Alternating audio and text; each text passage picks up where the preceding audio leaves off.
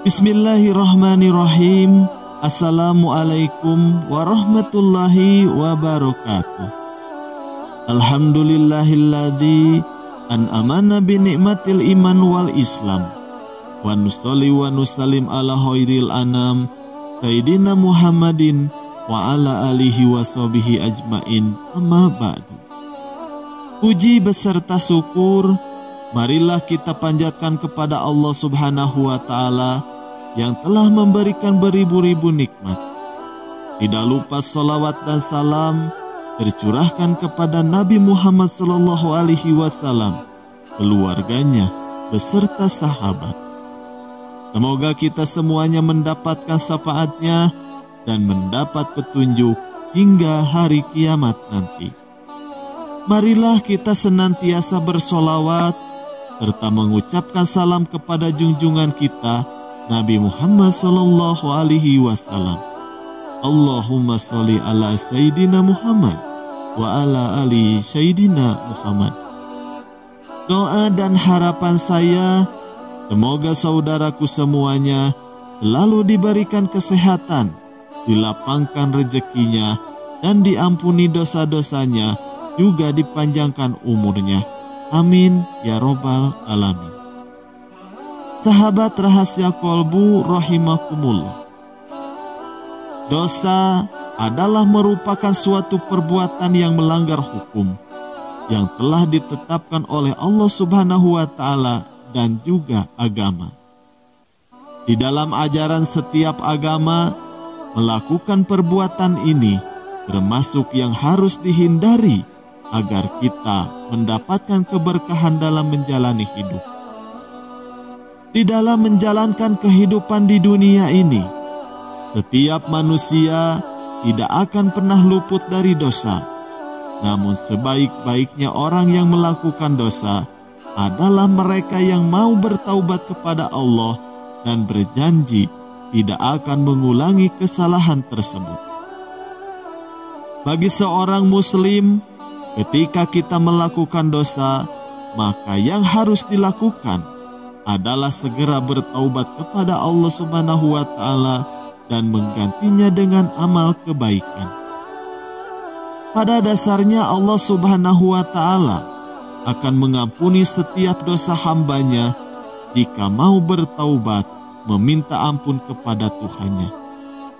Meskipun seseorang yang melakukan dosa sudah bertaubat, namun ada beberapa dosa yang tidak akan pernah Allah ampuni meskipun telah bertaubat kepada Allah Subhanahu wa Ta'ala. Lalu dosa apakah itu? Yang pertama adalah syirik. Syirik adalah merupakan perbuatan yang menyekutukan atau menduakan Allah Subhanahu wa Ta'ala. Secara sederhana dapat diartikan bahwa syirik adalah merupakan perbuatan menyembah sesuatu selain kepada Allah, baik itu kepercayaan terhadap benda mati, tumbuhan, dan lain sebagainya. Jika manusia telah menganggap bahwa benda yang dimiliki bisa memberikan manfaat, di antaranya kekayaan, kekuatan, dan berbagai hal lain, ini merupakan salah satu bentuk perbuatan yang dianggap menyekutukan Allah dan tidak akan masuk surga. Seperti yang ditegaskan dalam surat Al-Ma'idah ayat 72 yang berbunyi, barang siapa yang menyekutukan Allah, maka sesungguhnya Allah mengharamkan masuk surga dan balasannya ialah neraka.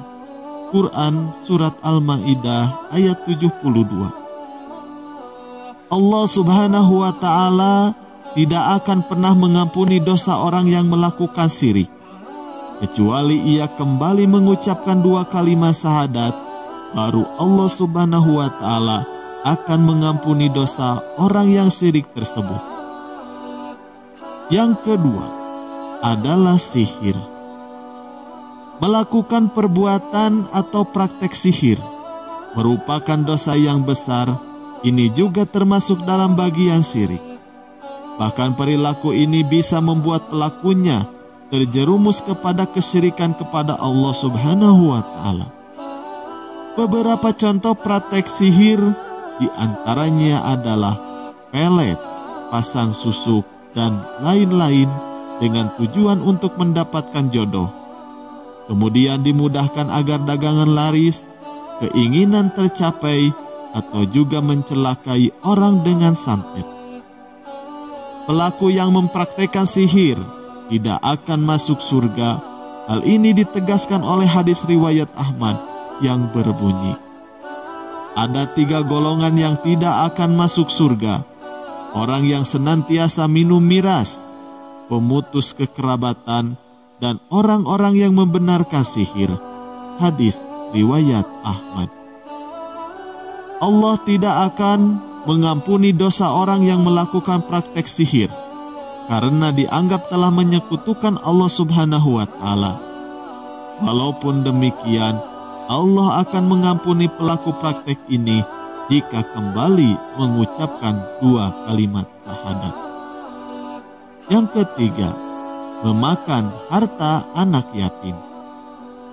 Di dalam Islam mengajarkan kepada umatnya untuk memuliakan sesama manusia, terutama anak yatim. Allah tidak akan mengampuni orang-orang yang memakan harta anak yatim, walaupun ia sudah bertaubat. Allah melarang praktek ini sebagaimana yang ditegaskan dalam surat Al-Ma'un ayat 1-2. Tahukah kamu orang yang mendustakan agama? Itulah orang yang menghardik anak yatim. Quran surat Al-Ma'un ayat 1-2. Adapun maksud dari ayat tadi, yaitu jika seseorang sudah berani memakan harta anak yatim, maka sudah tergolong sebagai orang yang dusta. Allah Subhanahu wa Ta'ala tidak akan pernah mengampuni orang yang melakukan praktek ini meskipun sudah bertaubat. Jika pelaku ingin diampuni dosanya oleh Allah Subhanahu wa Ta'ala, maka harus memohon maaf kepada anak yatim tersebut dan segera mengembalikan harta yang digunakan. Namun jika anak yatim tersebut tidak memaafkan, maka dosanya tidak akan terhapus. Yang keempat, lari dari medan perang. Islam selalu mengajarkan umatnya untuk tidak mencari musuh. Tetapi jika umat Islam bertemu musuh, maka wajib mempertahankan diri dari serangan musuh, yaitu dengan kesabaran dan tidak lari dari medan perang. Ketika seorang muslim melarikan diri dari medan perang, maka termasuk ke dalam dosa yang tidak diampuni oleh Allah Subhanahu wa Ta'ala. Bahkan Allah tidak akan memasukkannya ke dalam surga.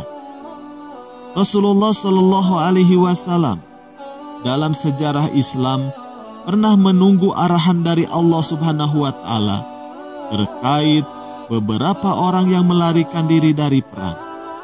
Upaya ini adalah sebagai bentuk untuk memaafkan dan menentukan hukuman bagi orang-orang yang lari dari medan perang. Yang kelima, menuduh wanita baik-baik berzina.